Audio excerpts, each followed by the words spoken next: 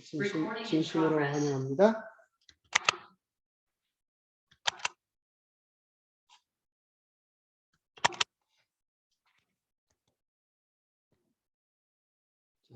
지난번의 시간에 이어서 어떻게 하면 성리를 얻을 수 있는가 에 대하여 우리가 생각하고 있습니다. 자, 우리는 어떤 사람은 예수님만 믿으면 이제 모든 것이 끝이 났다 그렇게 생각하면서 내 고집대로 살려가지만 로마서 가운데 가장 중요한 로마서의 중심, 로마서가 몇 장까지 있을까요? 16장까지 있습니다. 그래서 28은 16 나누면 중간이 어디죠? 8장입니다. 그 8장의 중심에 이렇게 이야기해 주고 있어요.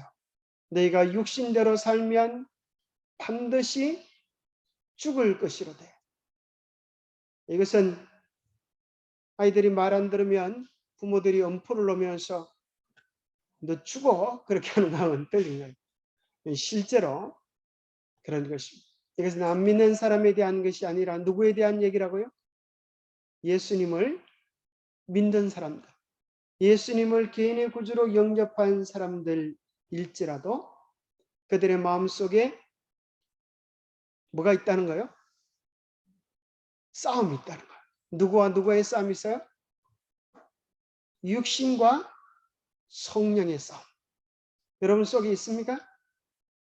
육신의 소욕을 다른 말로 하면 뭐라고 바꿀 수 있을까요? 육신의 소욕, 육신의 욕심. 이것을 어떤 말로 바꿀 수 있을까요? 내 생각, 내 고집, 내 의견. 그러면 성령의 음성이라고 하는 것은 뭐라고 바꿀 수 있을까요? 사랑의 원칙, 그죠? 하나님께 영광이 되는, 이웃의 복이 되는 것. 그러나 예수를 믿고 나서 많은 사람들이 무슨 생각을 하는가 하면 내 뜻이 곧 하나님 뜻이다 이렇게 생각할 수 있을까요? 하나님 믿는 사람들이 그런 생각을 할 수 있어요. 내 생각이 누구 생각이다? 하나님 생각이다. 그렇지 않을 수가 있을까요? 자, 우리가 하는 모든 생각이 다 하나님 생각일까요? 어떨 때 우리가 하나님 생각을 할 수가 있을까요? 어떨 때 우리가 하나님 원하는 생각을 할 수가 있을까요? 자, 마태복음 16장에 보면 예수님께서 너희는 나를 누구라 생각하느냐? 그렇게 여쭤보실 때 예수님의 제자 중에 수제자 베드로가 뭐라 그랬어요? 뭐라 그랬어요? 주는 그리스도시요 살아계신 하나님의 아들입니다. 그렇게 고백했어요. 그때 예수님께서 베드로 보고 뭐라고 칭찬하셨죠? 너 진짜 똑똑하구나. 어떻게 그 정답을 딱 알았어? 이렇게 이야기하지 않으시고 누가 가르쳐 주셨다고요? 하나님 아버지께서 너에게 알려주셨다. 하나님의 성령의 도심을 통하여 너가 그런 것을 깨닫게 되었다. 그러니 그 순간에 베드로의 마음과 생각은 누가 주관하고 계신가요? 성령께서. 그러나 조금 후에 예수님께서 뭐라고 말씀하시는가 하면 베드로야 내가 십자가를 져야 되겠다. 내가 이 땅에 온 목적은 사실은 이 세상의 영광을 위하여 온 것이 아니라 너희들의 죄를 위하여 십자가를 지기 위하여 온 것이다. 그때 베드로가 뭐라고 말했습니까? 예수님 우리를 위하여 목숨을 바치셔서 정말 감사합니다. 그 한없는 은혜에 대하여 백골난망입니다. 그렇게 했어요? 아니요. 아주 어리 있는 소리였어요. 예수님 절대 그런 일이 일어나지 말아야 되겠습니다. 예수님 십자가를 지지 않는 것이 더 좋은 일이 아닙니까? 이 땅에서 영원롭게 살고 우리도 다 잘 되는 것이 좋은 일이 아닙니까? 그런 일이 일어나지 않았으면 좋겠습니다. 그러자 예수님께서 또 뭐라 그러세요? 너 나쁜 생각을 했구나. 어리석은 생각을 했구나. 생각 잘못한 거야. 그렇게 하지 않으시고 뭐라 그러세요? 사단아, 내게서 물러가라. 그 말은 무슨 말입니까? 예수님께서 갑자기 베드로가 사단으로 보였어요?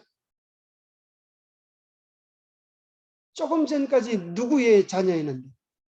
하나님의 자녀이고 성령이 주관하는 사람이었는데 그 짧은 시간 몇 분 되지 않아서 뭐라 그래요? 사단이 기뻐하는 소리를 할 수 있는 것입니다. 누가 그랬어요? 예수님의 제자가 그랬어요. 예수님 믿는 사람들이 그랬어요. 우리도 그럴 수 있습니까? 그럼 그래요, 안 그래요? 쭉 분위기 좋을 때는 천사 같고 믿음대로 사는 사람 같다가도 약을 살살 올리면 갑자기 속에 있던 불뚝성질이 올라옵니까? 고함을 백 지어지. 또 제가 얘기 들은 것 중에 한 가지는 어떤 목사님도 약을 살살 올리니까 어떤 자로님이 약을 올리니까 이 목사님이 옛날에 이 무술을 좀 해놔. 태권도 몇 달. 그래가지고 하도 약을 올리니까 이 목사님이 기본 실력을 발휘한다. 그 장로님을 끌고 화장실 뒤로 데리고 가서 너 진짜 이럴래 죽을래? 그걸 감당하겠다나? 그래서 일이 진짜 되기는 했지만은 그게 정말 하나님의 뜻인가 생각해 보면 참 어려운 일이죠. 그래서 우리는 늘 우리 안에서 우리의 혈기, 우리의 죄는 우리의 지혜로 싸워서 될 일 아니라 누가 역사하도록, 그죠? 누가 역사하도록? 성령께서 역사하도록. 그게 참 더딘 일이에요. 어리석은 일이에요. 그죠? 어떻게 보면 저도 우리 애들 그 키우는 거 보면 옛날 저희들도 맞고 커가지고 맞는 것인지 뭡니까 이게 당연하다고 생각했어요. 옛날에 초등학교 때 숙제 안 해가면 당연히 뭐예요? 궁뎅이 불타지 하는 게 당연하다고 생각했는데 요즘 애들은 그런 게 없는 것 같아요. 요즘 애들 키울 때 보니까 말한 대로 손바닥 내! 딱 이렇게 하면 될 것 같은데 그렇게 안 하더라고. 아주 또 일리 디키고 아주 알아듣도록 또 타이르고 그런 거 보면 참 한 매만 한 번 넣으면 딱 그냥 1초 내에 고칠 것 같은데 참 그렇죠. 그럼 자녀를 교육할 때 뭐가 빠릅니까? 그럼 매가 나을까요? 그 살살 설득하는 게 나을까요? 매를 고치면 얼마 만에 고칠 수가 있을까요? 금방 고치죠. 3초 당해, 그죠? 뒤에서 막 쫓아다니고 두드리면 손바닥 내! 그냥 막 두드리면 그게 아파가지고 금방 고치지. 근데 이 아이가 어떻게 될까? 나중에 크면은, 아이고, 교회 가면은 그냥 매만 때려. 예수님 믿으면 막 구박만 당해. 그러니 세상에 내 맘대로 해보자. 그래서 뛰쳐나갈 수 있는 그런 것들도 있습니다. 그래서 우리는 참 지혜롭게 해야 될 그런 것이 이 시대 같아요. 그렇죠? 원칙을 바르게 가르쳐 주지만 또 그 속에 뭐가 드러나도록 공의와 자비가 임받추도록. 이게 참 어려운 겁니다. 그런데 하나님의 나라에는 뭐가 없는가 하면 마귀의 나라에는 뭐가 무기예요? 폭력이 무기고 또 뭐가 무기예요? 거짓말이 무기고 사기가 무기일 수 있어요. 그러나 하나님의 나라에는 그런 게 통해요, 안 통해요? 하나님이 여러분 엄포를 놓고 사기를 치고 거짓말 하십니까? 하나님은 그렇게 하죠. 하나님이 하실 수 없는 것 가운데 한 가지가 뭐예요? 거짓말 하시. 그래서 우리는 이겼다고 해서 이긴 게 아니라 뭐로 이겨야 이긴 겁니까? 사랑으로 이기는 거예요. 그래서 로마서에 보면 무슨 말씀이 나오는가 하면 자, 로마서에 보면 사랑으로 선으로 뭘 이기라? 악을 이기라. 한번 보겠습니다. 여러분 선으로 악을 이길 수가 있을까요? 악에는 악으로, 깡에는 뭐로 해야 되겠어요? 깡으로 해야 좀 이길 만한 것 같은데.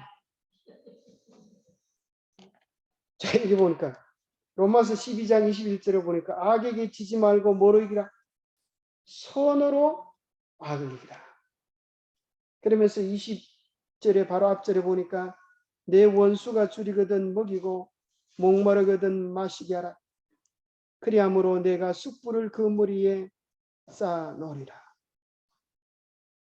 원수를 이기는 방법이 어떻게 이긴다고요? 줄이거든 먹이고 목마르거든 마시고. 그렇게 해서 어떻게 원수를 이기겠어요? 두드리 잡아야, 그죠? 무찌르자 공산당, 초부수자 오랑캐 이렇게 하고 싸워 이겨야 될 것 같은데 성경은 전혀 다른 방법으로 그렇게 이야기합니다. 나폴레옹이 알렉산더가 뭐로 세계를 정복하라 그랬어요? 칼과 창과 방패와 무기로 세상을 정복하려고 했지만 세상을 정복했습니까? 나폴레옹이 죽으면서 그런 얘기를 했습니다. 워털루 전투에서 패하고 죽으면서 나는 칼과 창으로 온 세계를 정복하려고 했다. 그러나 나는 실패했다. 나사렛 예수여, 당신은 사랑으로 온 세상을 정복했다. 지금 나를 위하여 죽을 수 있는 사람은 아무도 없지만 세상에 당신을 위하여 죽을 수 있는 사람들은 가득하다. 사랑의 왕이여, 당신이 승리했습니다. 여러분, 이 세상 악과 선이 싸우면, 용과 여자가 싸우면 한번 생각해 보세요. 게임이 되겠어요? 남자도 아니고, 그죠? 연약한 여자와 용이 싸우면 한순간에 여자가 끝날 것 같은데 그 부드러운 여자가, 연약한 여자가 용을 이길까요? 성경은 이야기하기를 요한계시록 20장 19장에 보니까 용은 어떻게 돼요? 싸움에 져가지고 용과 거짓 선자와 짐승은 불에 타서 없어지고 여자는 어떻게 돼요?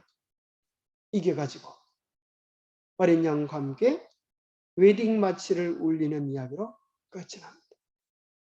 세상에 대단한 나라들, 권세들, 엄청난 것, 그것이 힘이요, 그것이 능력 같은데 그런 거 보면 우리 교회는 힘 있는 것 같아요, 없는 것 같아요? 참 힘이 없는 것 같아요. 그죠? 연약한 것 같아요. 교회에 잘 안 나오셔도 잘 안 나온다고 뭐라 할 수도 없고 매를 들 수도 없고 사정 아이고 어렵지만 교회를 좀 나오세요. 그죠? 교회 나와야 살 길이 있고 예수님께 나와야 희망이 있지 않습니까? 이렇게 혹 그렇게 얘기하다가도 또 마음을 또 상하게 할까 또 염려스러워서 또 조심스럽게 또 그런 소리도 잘 못해 듣기 싫다 하면 안 돼요. 그렇게 연약하고 그죠? 힘든 사랑이 어떻게 승리할 것인가. 그런데 이미 결론은 났습니다.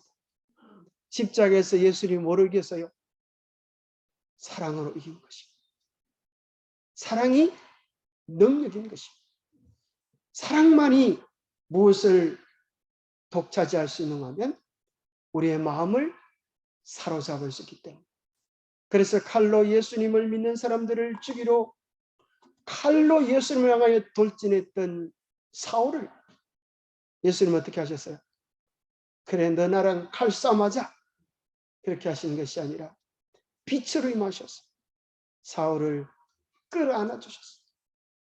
그 사랑에 반하여 사울은 바울이 되고 죽을 때까지 그 사랑을 잊지 못하고 평생 바울은 그리스도를 전하다가 그렇게 주님을 위하여 행복한 최후를 마치면서 여러분들이 다 나와 같기를 원합니다. 나와 같은 행복을 누리기를 원합니다. 그렇게 이야기했습니다. 얼음을 녹이는 것은 뜨거운 불이 아니라 따스한 봄날 햇빛인 것처럼 성령의 능력이 우리에게 진정한 죄를 이기는 능력이라고 하는 것입니다. 그래서 이제 우리에게 있어서의 싸움의 승리는 고집이나 깡이 아니요 누가 역사하도록 성령께서 우리 안에 역사하여서 하나님의 일이 이루어지다. 참 그러면 좋겠죠. 하나님의 일이 이루어져서 우리가 이기면 나도 기쁘고 너도 기쁘고 말싸움을 잘해가지고 이기면 이긴 사람은 좋은데 진 사람은 칼을 갈죠. 와신상담하는 거 두고 보자. 반드시 원수를 갚을 때가 있어요. 그러나 사랑은 사랑으로서 이기고 적장을 아군으로 만드는 힘을 가지고 있습니다. 사단은 사람을 유혹할 때에 4가지 말을 쓴다고 했는데 혹시 기억납니까? 자, 이 말을 다시 소개하는 이유는 이 말을 역전시킬 필요가 있는 것 같아요. 사단은 우리에게 늘 유혹할 때 딱 한 번만 해봐. 다이어트는 언제부터? 내일부터. 오늘까지는 먹고 싶은 대로 먹고 살은 내일부터 빼는 거야. 그렇게 이야기하는 사람은 평생 살 못 빼겠죠. 평생 뭐라고 그러면서요?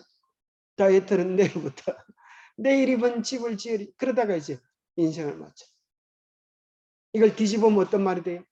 우리에게 사단의 유혹에서 이기려고 하면 딱 한 번만 그럴 때 뭐라고 대꾸하면 좋겠어요? 딱 한 번만 그럴 때 뭐라고 대꾸하면 좋겠어요? 한 번도 안 돼. 그죠? 내가 알고 있는 믿음의 영역에서 물러갈 수 없어. 이 유치원 아이들이 서로 동료들끼리 때리고 싸우는 그런 일이 있다. 어떤 애는 이제 때리는 것이 사실은 자기가 불안해가지고 애가 가까이 오면 막 때리고 이렇게. 그럼 옆에 애가 막 맞고 빼 울잖아요. 그 집에 가서 이제 일러줘. 엄마 옆에 철이가 날 때렸어. 그렇게. 그럼 엄마가 어떻게 되겠어요? 유치원에 가서 막 철이 나와! 이렇게 하면 안 되겠죠? 그러면 엄마가 어떻게 되겠어요? 엄마가 옛날 엄마들은 뭐라 했어요? 이놈아, 맞고 있지 말고 너도 무릎 뜯어. 그렇게 하면 되겠어요? 그렇게 할 것이 아니라 어떻게 아이들에게 가르쳐 주는가 하면 아이들이 바른 원칙을 가르쳐 주라. 딱 말 한마디만 하면 끝이 납니다. 뭐라고 하면 될까? 애가 때리고 하면 피하면서 손을 잡으면서 이렇게 얘기해. 예, 그것은 나쁜 일이야. 그렇게 하면 안 돼. 딱 이렇게. 그럼 아이들이 딱 말을 듣는다는 거예요. 하는 게 주문 같은 이렇게 바른 원칙을 우리가 하는 게 참 중요한 것 같아요. 많은 사람들이 타협하고 물러가고 그죠?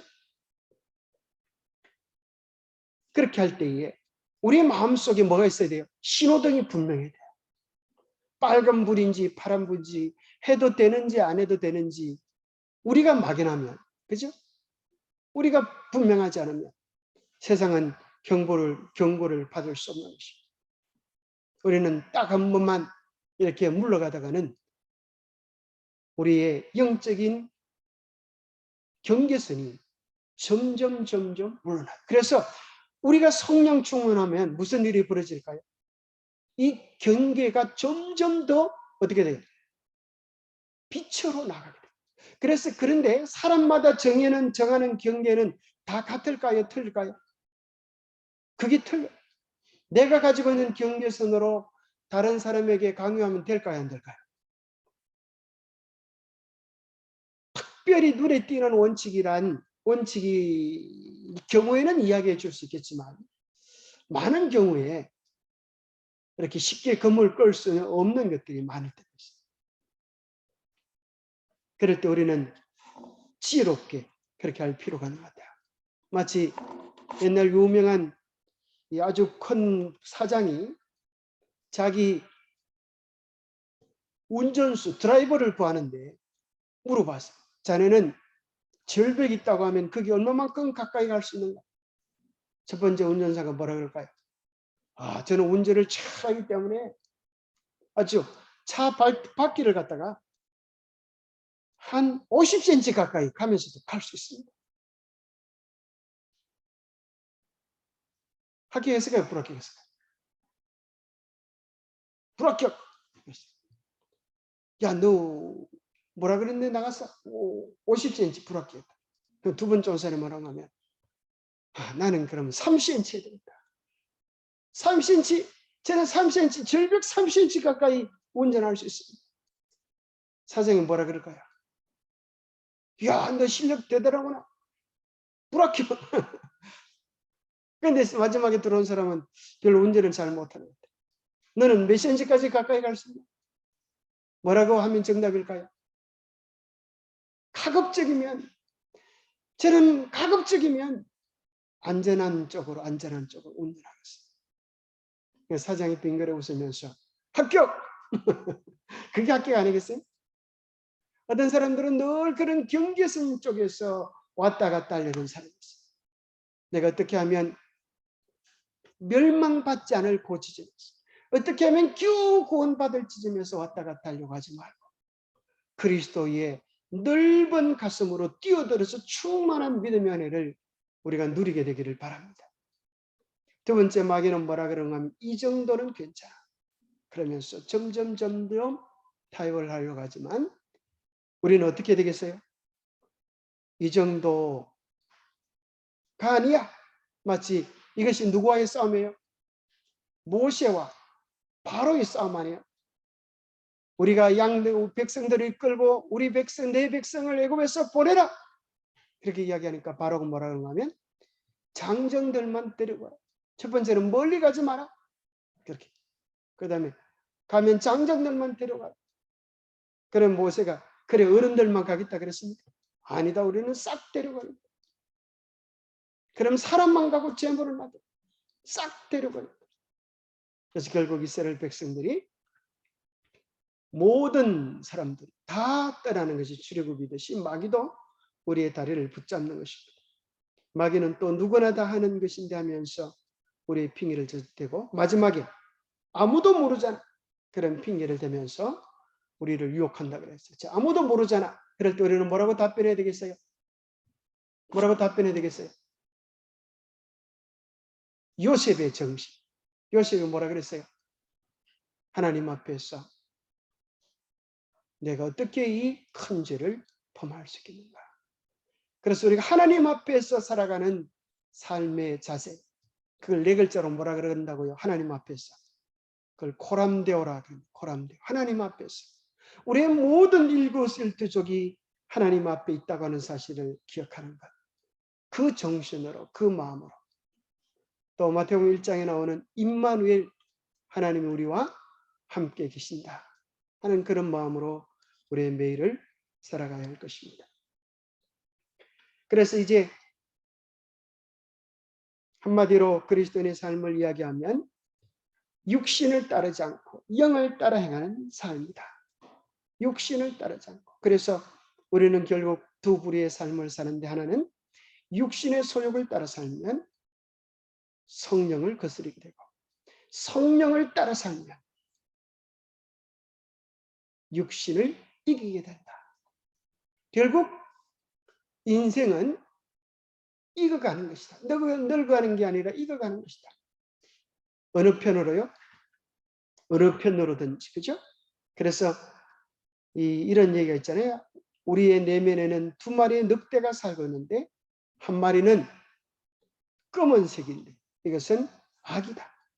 우리 속에도 분노, 질투, 탐욕, 오만, 자기 연민, 죄의식, 원한, 열등감, 거짓, 그릇된 자존심 이런 것들이 우리 속에도 있습니까? 예. 그와 같이 또 하나의 것이 있는데 그것은 성령의 은혜입니다. 성령이 우리 안에 계셔서 기쁨과 사랑과 희망과 평온과 양보와 관대함과 진실과 연민, 믿음, 사랑, 소망 이런 것들이 우리 속에 있습니다. 이 두 가지 가운데 어느 것이 승리한다고요? 어느 것이 승리한다고요? 많이 먹는 놈, 그죠? 많이 먹는 놈. 우리의 선택을 많이 받는 놈이 이기는 것이고. 그래서 갈라디아 2장 10절에 보면 성령께 굴복하는 삶을 한마디로 이야기하기를 내가 사는 것이 아니고 오직 그리스도께서 사는 것이다. 이것을 외우고 찬미하고 우리 매 삶의 선택에서 이 편을 택할 수 있게 되기를 바랍니다. 그래서 신앙의 핵심은 달리 말한다면 교리, 이것은 뼈대이지만 이 삶, 내가 죽고 주님이 우리 안에 사는 것은 뭐로 비유할 수 있을까요? 심장인 것이. 이것이 없으면 뼈만 있어도 되는 거예요. 뼈가 필요합니까? 어떤 사람 이런 사람이 있어요. 교리는 필요 없다. 필요 없을까요? 뼈대가 없으면. 자, 뼈다귀만 있으면 뼈다귀만 있으면 안 돼요. 교리만 알면 안 돼. 그죠? 그럼 뼈다귀만 있으면 해골이죠. 심장도 있어야 되고, 뭐도 있어야 돼요? 살도 있어요. 근육도 있어요. 피부도 있어요. 가장 핵심되는 것이 무엇인가? 심장이 뛰고 있어야 사는 것이. 바로 이것이 뭔가 하면 우리 안에 성령이 가신 예수님 우리 안에 계셔서 매일 주님과의 살아있는 교제를 충만한 것. 이것이 우리의 심장을 살리고 뼈들을 움직이게 하고 먹은 것들을 소화시키게 하는 것입니다. 참 재미있는 말이 있어요. 여러분 돼지 보셨습니까? 돼지. 이 돼지는 구조적으로 하늘을 올려다볼 수 없는 구조라고 해요. 왜 그럴까요? 돼지니까. 돼지는 여러분 보세요. 머리가 항상 땅을 보면서 어디 먹을 게 없나 이렇게 꿀꿀꿀 그러면서 그죠? 땅만 쳐다보고 살잖아요. 그죠? 깐물이 들려고 애를 써봤자 45도밖에 들 수 없다. 그러니까 제대로 하늘을 볼 수가 없어요. 그런데 돼지가 꼭 한번 하늘을 볼 수 있을 때가 있다. 언제 하늘을 볼 수 있을까요? 저 두 가지인데 하나는 넘어졌을 때, 뒤집어졌을 때. 어떻게 하다가 잘못하고 뒤집어지거나 똥이 미끄러지거나 뒤집어지면 갑자기 벌렁 들어오면 어떻게 돼요? 그때서 비로소 하늘이 보이시다. 우리의 삶에도 때론 넘어지는 순간이 찾아옵니다. 하지만 넘어진다는 건 다 이유가 있습니다. 넘어져서 아프지만 넘어져야 하늘을 볼 수 있기 때문에 하나님은 우리에게 때로 넘어지는 시간들을 허락해 주실 때가 있습니다. 아파봐야 자신의 건강도 살피게 됩니다. 실수하고 부끄러운 상황에 닥쳐봐야 겸손함을 배우게 됩니다. 나에게도 문제가 생기므로 상담도 하고 남의 말도 들을 수 있는 사람이 되게 됩니다. 나의 모습이 때론 돼지를 닮아 물질의 권력에 사람의 눈이 멀어 그것만을 찾아 고개를 파묻고 땅만 파헤치고 있지는 않나 생각해 봅시다. 우리의 모습이 돼지를 닮으면 안 되겠죠. 돼지를 닮아서 어디에 얼굴을 파묻고 세상 욕심에 세상 즐거움에 우리의 마음을 파묻고 살고 있지는 않나. 넘어짐이 가져다주는 선물 하늘. 아름다운 하늘을 바라볼 수 있게 해주셔서 넘어짐도 때론 감사합니다. 이 돼지가 들려준 아름다운 이야기가 참 감동적 같아요. 넘어져가지고 비로소 하늘을 보는데 넘어져도 하늘을 깨닫지 못하면 언제 돼지가 하늘을 볼 수 있다고요? 죽기 전에. 망치로 뒤통수를 탁 때리면 꽥! 그러면서 하늘을 한번 쳐다보고 죽지만 그때 하늘이 있다고 하는 사실을 알아도 그때는 너무 늦은 거야. 아플 때 깨달은 하늘, 어려울 때 깨달은 하늘, 외로움 속에서 가치 있게 발견한 그 하늘을 바라보고 하늘을 위하여 살아야 합니다. 자, 자아가 죽었다고 하는 사실은 무엇을 통하여 입증이 되는가? 7번에 보면 자, 우리가 죽었다고 하는 사실을 뭘 통하여 입증했어요? 침례를 통하여 입증했어요. 침례는 뭐 하는 거예요? 죽었다 살아나는 거예요. 여러분 사람이 죽었다가 여러분 힘든 일이 있으면 그렇게 말하죠. 그건 너 죽었다 깨어나도 못해. 여러분 죽었다 깨어나도 못하는데 죽었다 깨어나도 못하는 일을 우리가 할 수 있어요. 어떻게 하면 할 수 있어요? 침례를 통하여서 죽었다 깨어나는 그 어려운 일을 우리는 뭘 통할 수 있어요? 침례를 통할 수 있어요. 그래서 침례는 주님과 함께 자아가 못 바뀌고 새 생명을 얻었다 하는 거야. 죽었다 태어나는 거야. 그런데 이것은 한 번 받고 끝나는 의식이 아니라 그것을 통하여, 그 예식을 통하여 우리의 매일의 삶이 그렇게 해야 한다는 사실을 기억하게 해주는 것입니다.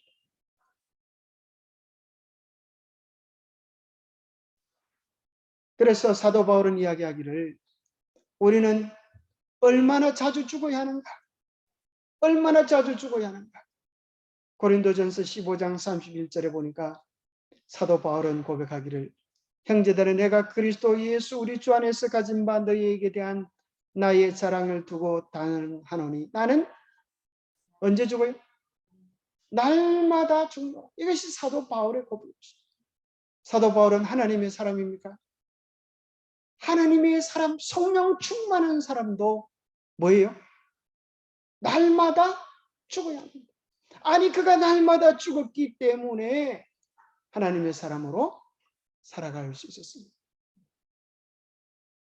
어떤 사람은 이렇게 이야기해요. 이제 침례를 받으려고 하는데 아이고 목사님 주머니에 지갑을 빼고 들어가야 되겠어요. 그때 목사님이 그랬더라고요. 성도님 그 지갑도 침례를 받아야 합니다. 우리의 쓰는 재물에 대한 우리의 태도.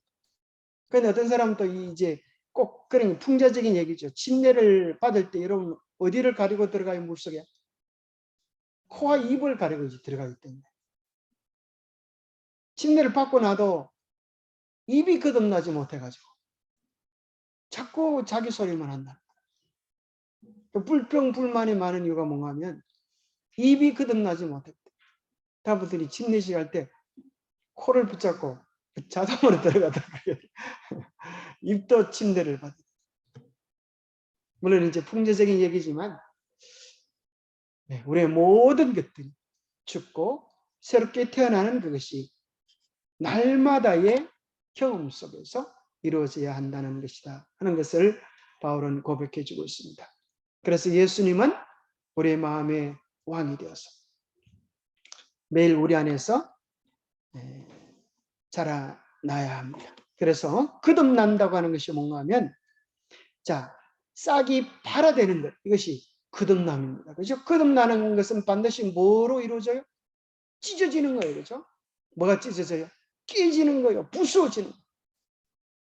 참 이 생명이라고 하는 것이 얼마나 힘이 있는지. 호두도 깨집니까?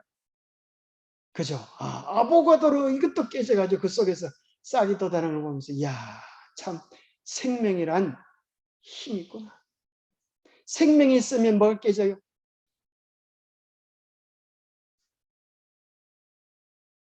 예수님 우리 안에 오시면 예수님 뭐 하는데 전문가라? 박 터트리는 데 전문가.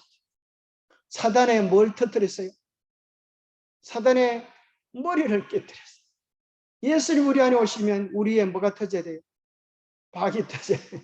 생각이 바뀌고 우리의 사상이 바뀌는 거예요. 그래서 그것이 깨어지고 그 속에서 새로운 생각, 새로운 정신이 돋아나. 그래서 거듭난다고 하는 것이 다른 말로 하면 이제 싹이요. 처음에는 싹이요. 싹이 안 났으면 이게 희망이 없어요. 싹이라고 하는 것이 뭡니까? 새로운 것이다. 죽음이 아니라 생명인 것입니다. 그래서 옛날에 이제 보니까 제가 젖붙이는 분들 보니까 모든 나무 실과들은 대부분 유실수들은 거죠. 젖붙여야 좋은 과일이 나잖아요. 배를 심으면 똘배밖에 안 되죠. 복숭아를 심으면 무슨 복숭아요? 돌복숭아밖에 안 돼. 개복숭아네, 개복숭아. 돌복숭아도 아니고 개복숭아. 근데 보세요. 희한하게도 접을 딱 붙여가지고 여기 접을 붙일 때 여기 딱 잘라가지고 그죠? 하나를 딱 붙일 때 여기 보면 순을 하나 딱 붙여가지고 이렇게. 그래가지고 이게 잘 됐나 안 됐나 하는 걸 보는 게 그 옛날 순이 똑 떨어진다는 거예요. 마치 배꼽 떨어지듯이 그죠? 배꼽 떨어지듯이 딱 떨어지면 이제 새 순이 돋아나면서 살아있음을 확인합니다. 자, 그래서 우리도 싹이라고 하는 것은 뭡니까? 거듭나는 것. 내가 죽고 주님이 내 안에 사셔서 성령의 역사가 일어나는 것입니다. 그런데 기억해야 될 사실은 싹으로 끝나는 것이 아니고 그 다음에 뭐가 필요해요? 이삭이 필요합니다. 싹만 있으면 될 게 아니에요. 그죠? 이삭이, 그건 뭘 얘기합니까? 자라남을 얘기합니다. 우리의 거듭나는 경험이 한순간으로 끝나는 것이 아니요 매일매일 지속되어지는 것. 그래서 예수님 믿고 침례받은 것으로 끝나는 것이 아니고 주님과의 사랑이 교제가 깊어져서 그 품성을 닮아가면서 야, 예수님 아는 것이 이렇게 즐겁고 이렇게 행복한 것이구나. 그러면서 자라나면서 드디어 이삭이 맺혀지고 그 다음에 곡식이라고 하는 것은 뭡니까? 이제는 결실되어져서 요동치 않는 상황으로 딱 고정되는 것. 그것을 다른 말로 하면 인쳐지는 것이다. 그렇게 이야기하죠. 여러분은 어느 단계에 와 있습니까? 그죠? 거듭나지 않으면, 아이가 태어나지 않으면 자라날 수가 없어요. 마찬가지로 거듭나는 것이 모든 그리스도의 신앙의 시작입니다. 그 다음에는 자라가야 하고, 그 다음에는 이제 더 이상 흔들리지 않은 그런 인의 상태. 그죠? 그래서 누가 아무리 약을 올려도 모라비안 교도처럼 그냥 빙그레 웃으면 다 되나. 그게 이제 뭐라 그래요? 익은 거예요. 그죠? 이건.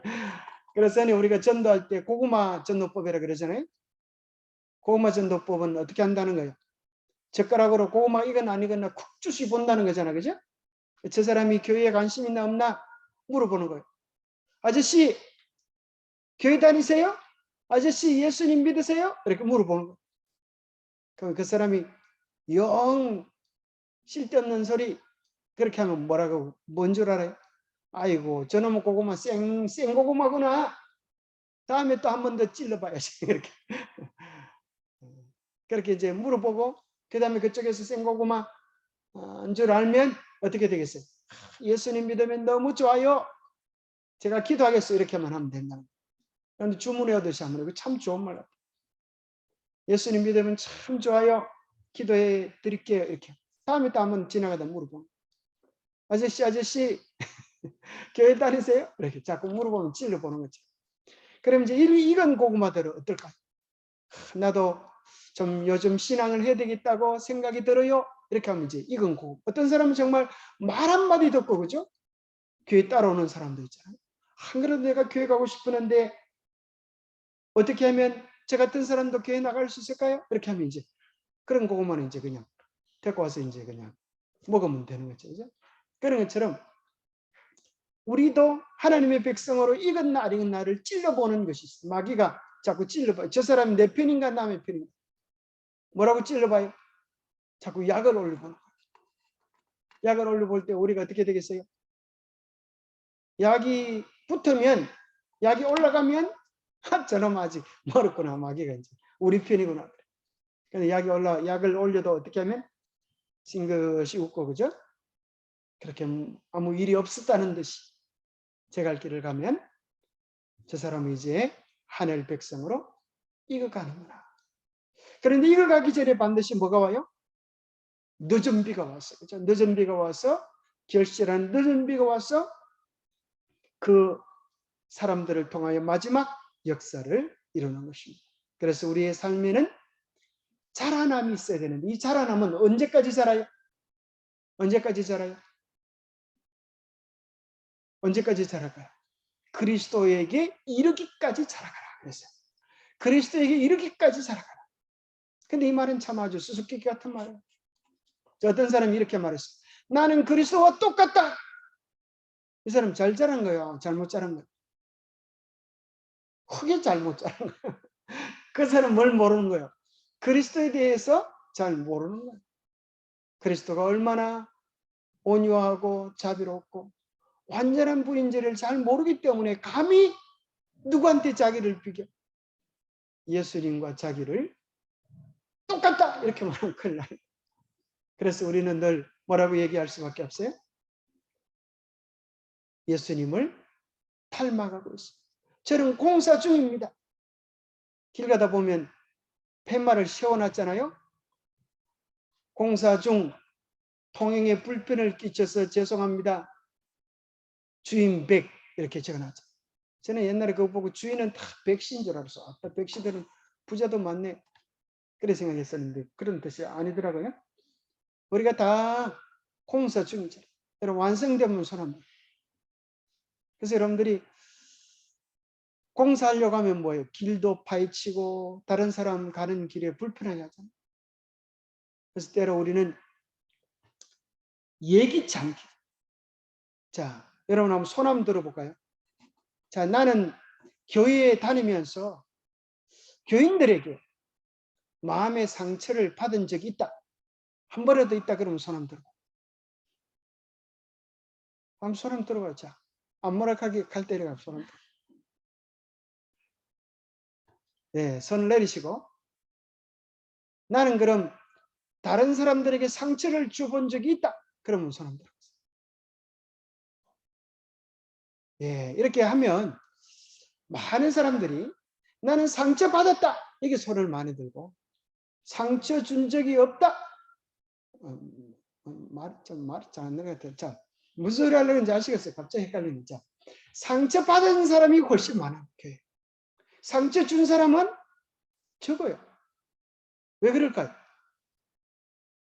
왜 그럴까요? 사람들이 뭐는 알고 뭐는 몰라요. 받은 것은 기억하는데 준 사람은 잘 몰라요. 그것이 우리의 죄악적인 속성입니다. 그래서 우리는 끊임없이 자신을 살펴. 나는 잘하다고 했는데도 상처가 될 수 있을까요? 그래서 참 어려운 것이. 그래서 우리는 바른 교훈일지라도, 그죠? 정말 사랑과 부드러움으로 해야 합니다. 그래서 우리는 나도 바르게 한다고 하지만 실수를 하고 상처를 줄 수 있는 것처럼 다른 사람이 혹시 내 마음에 들지 않을 때라도 내게 상처를 줬다고 생각될 때라도 우리가 무슨 생각을 할 수가 있어요? 저 사람도 그런 의도는 아닐 거야. 그죠? 나도 그렇게 말에 실수하는 것처럼 저 사람도 마음은 그렇지 않은데 그런 실수를 했을 거야. 그렇게 하면 오해가 이해로 풀어질까요?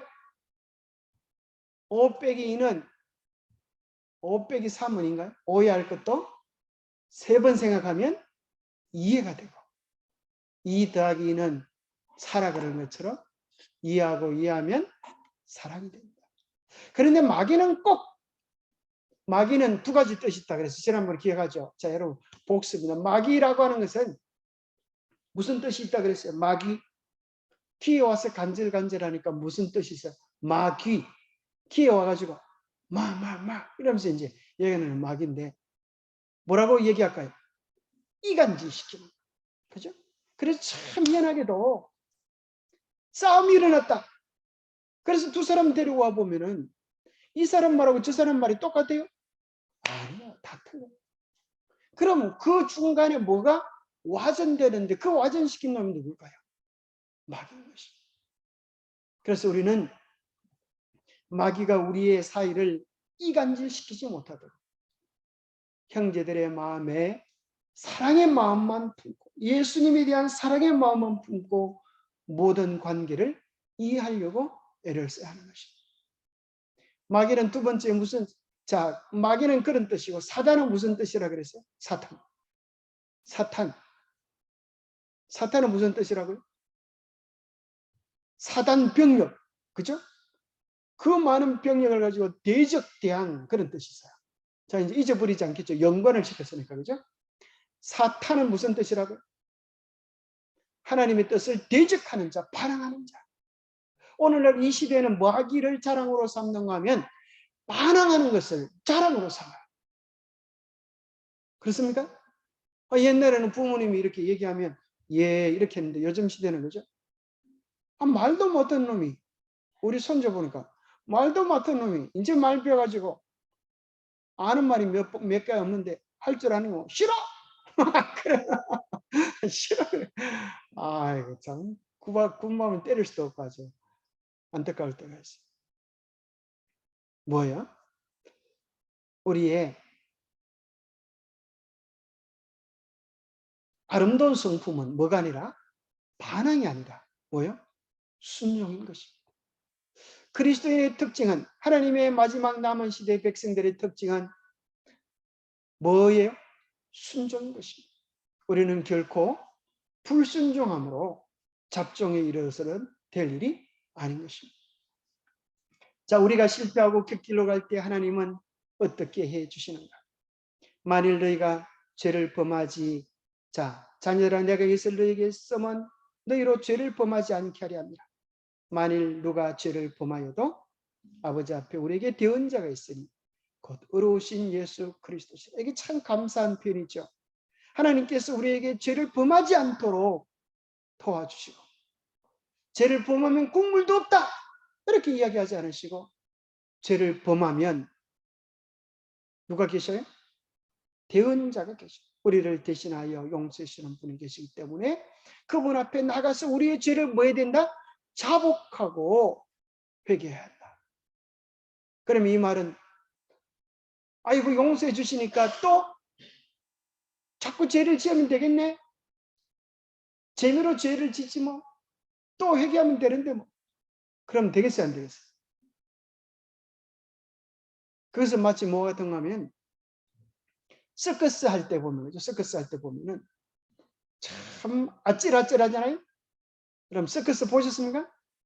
이렇게 막 이 사람이 그네 잡고 이 사람도 그네 잡고 하다가 막 이쪽 사람이 그네를 탁 놓고 그쪽 공중에 탁 떨어져고 이 사람 다리를 딱 붙잡고 이쪽에 들어보고 하잖아요. 그죠?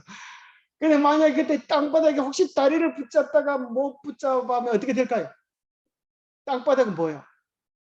세면 바닥인데 떨어지면 죽음이에요. 그래서 서커스 할 때는 반드시 그 밑에 뭘 쳐요? 그물망을 치잖아요. 그물망은 왜 칠까요? 그 떨어지라고 치는 것입니까? 아니에요. 떨어지라고 치는 게 아니고 뭐 하라고 치는 거예요? 떨어지지 말라고 치는 거죠. 실제로 그물망이 있는가 없는가에 따라서 마음에 느끼는 공포감이 다를까요? 전혀 다른 것입니다. 만약 그물망이 없다면 내가 하다가 떨어져 죽으면 안 될 텐데 다리가 부들부들 손이 부들부들 떨려서 실력을 제대로 발휘할 수가 없어요. 그러나 그물망이 있기 때문에 무슨 생각이 들어요? 떨어져도 걱정 없어. 그런 확신을 가지고 할 수 있도록 그렇게 주는 것이지. 그물망이 뭐 해주는 건 아니에요? 너희들 자꾸 떨어져도 괜찮아. 자꾸 출렁거려봐. 그런 것은 아니라.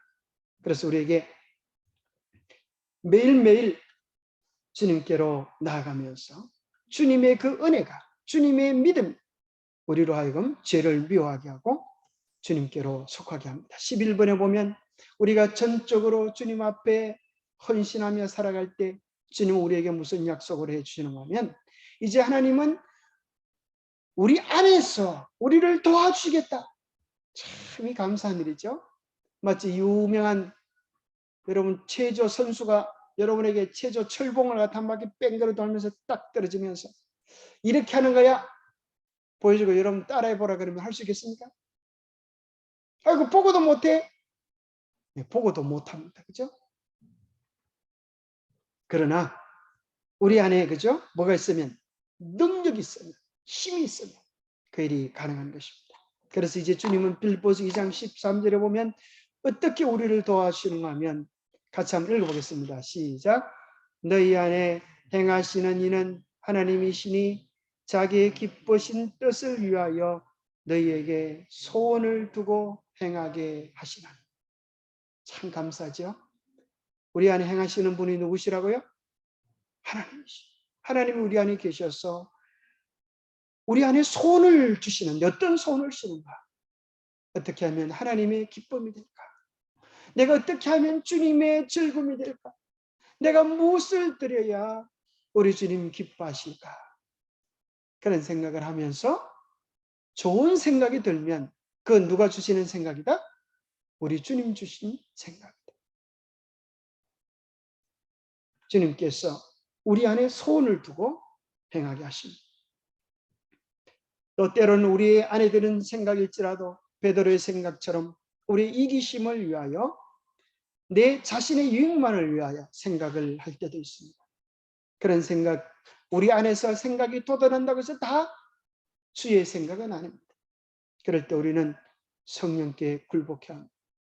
누구든지 순종하는 자의 종이 되는 줄을 알지 못합니다. 죄의 종이 되는 자는 멸망에 이르고 순종의 종이 되는 자는 어디에 이르러?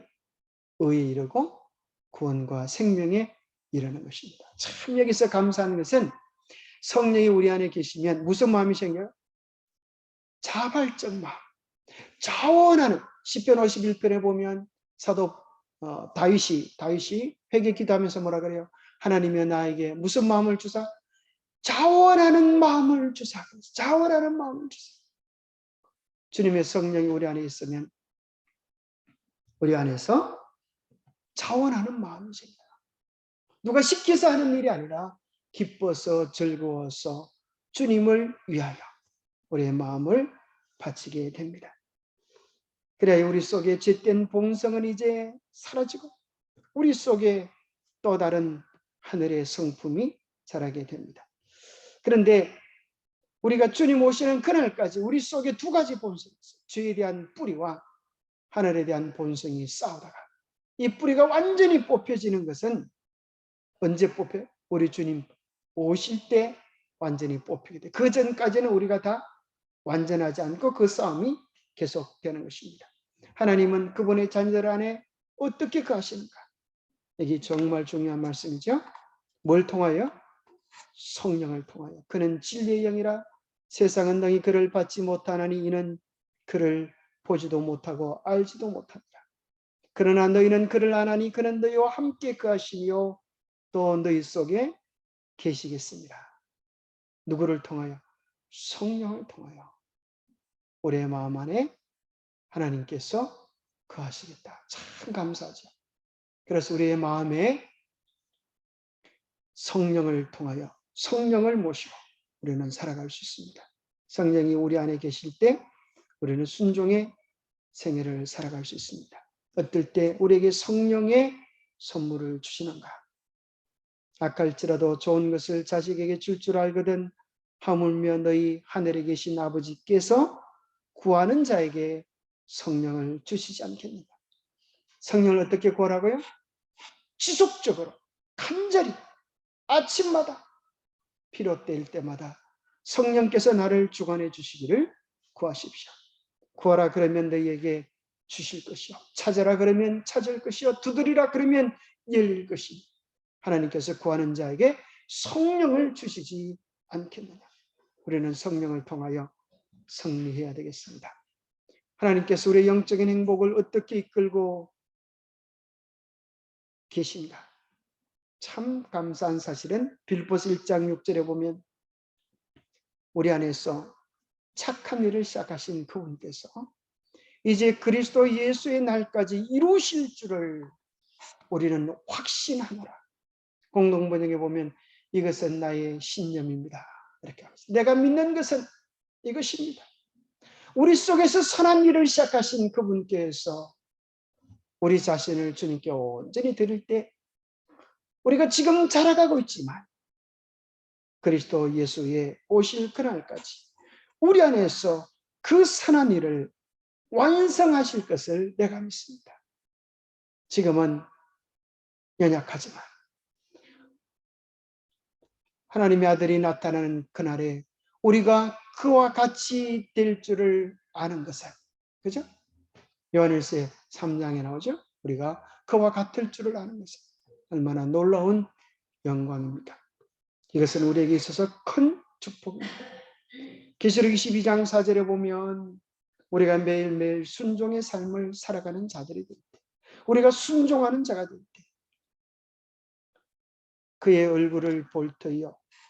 우리가 주님의 얼굴, 하나님의 얼굴을 대면할 터이요. 하나님의 이름이 어디에 있어요? 우리의 이마에 있겠다. 우리의 이마에 있기 때문에 하나님의 성품이 우리 안에 이루어지겠다. 참 감사하지 않습니까? 하나님의 성품이 우리 안에 이루어져서 우리는 이제부터 영원히 죄의 영향력에서 회복되어지고 하나님의 형상으로 회복되어진 온전한 하나님의 자녀들로 하늘에서 영원을 누리며 살아가게 될 것입니다. 그렇게 되기 위하여 우리는 매일매일 그것은 우리에게 주시는 약속이고 명령입니다. 하나님의 모든 명령은 그분께서 이루어 주시겠다고 하는 약속입니다. 그럼 오늘 우리가 무엇을 해야 하는가? 너희는 이 세대를 본받지 말고 마음을 새롭게 함으로 변화를 받아라. 매일매일 우리가 뭘 위하여 기도해야 되겠어요? 마음을 새롭게 함으로 변함을 받아서 주님께 나아갈 때에 하나님 우리 속에 새로운 일을 창조해 주십니다. 마지막으로 결론적인 이야기로 이렇게 소개합니다. 1865년 4월 9일 남북전쟁이 끝나게 되는데 미국 남북전쟁이 4년 동안 처절한 고통과 눈물 속에서 300만 명이 참전하여 미국 인구, 그 참전했던 인구의 3분의 1이 인구가 아니고 그죠? 참전했던 사람의 3분의 1이 사망했습니다. 100만 명이 죽었습니다. 그것도 같은 나라 사람들끼리 그죠? 그런데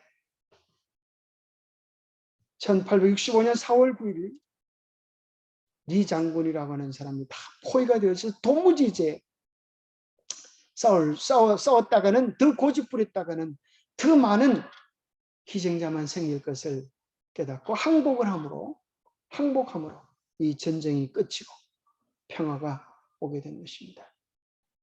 결국은 이 선악의 대쟁투도 우리가 항복함으로 하나님께서 우리 안에 승리를 주실 것입니다. 내가 싸워 이기는 것이 아니고 항복할 때 행복이 찾아올 것입니다. 기도하겠습니다.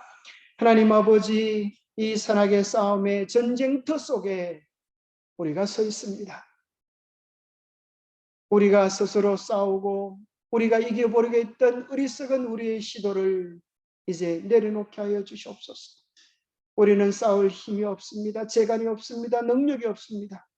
이제 하나님 앞에 항복하오니 주님 우리 안에 오셔서 우리를 대신하여 싸워주시고 우리가 이룰 수 없는 하늘의 일을 우리 안에서 이루어 주시옵소서. 거룩한 성령께서 매 순간 우리를 다스려 주시옵소서. 때로 우리는 어리석어 하나님 일을 한다고 하면서 하나님의 일을 핑계대고 서로 싸울 때도 많았습니다.